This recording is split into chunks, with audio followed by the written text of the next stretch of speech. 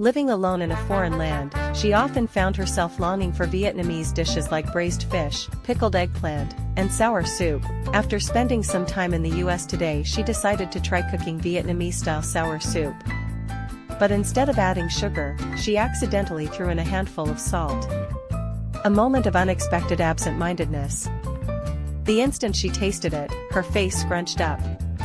Meanwhile, the American couple she was staying with burst into laughter, thinking she had just invented a new dish, American-style salty soup. Late at night, after long shifts, she would return to her small rented room in the US sitting alone by a humble meal with fragrant braised fish steeped in rich Vietnamese fish sauce, something she had craved for ages.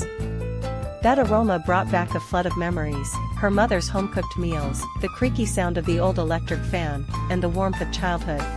Today, she finally had the chance to enjoy that familiar dish again. After a long, exhausting day in a foreign land, the simple meal made her heart feel light, oddly joyful, and content. Busy with work all week, she would save up all her laundry to wash in one go, trying to cut costs wherever she could. One day, the washing machine was stuffed to the brim, and she noticed that every time she pressed the start button, the electricity meter spun wildly. It was so ridiculous she found herself sitting there, watching the machine, half-jokingly wondering if it might explode. Every morning on her way to work, she would run into the neighbors of her American landlords, a gay couple in their 30s.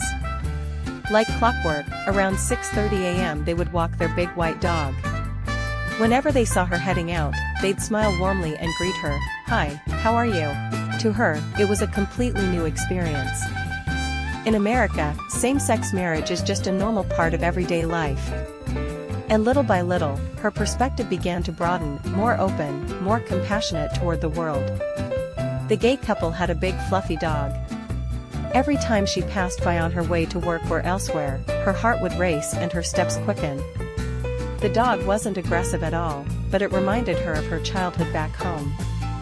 Back then, she had once been chased by a dog, terrified, yet somehow amused. Now, each morning as she walked past, she would quietly remind herself to be braver.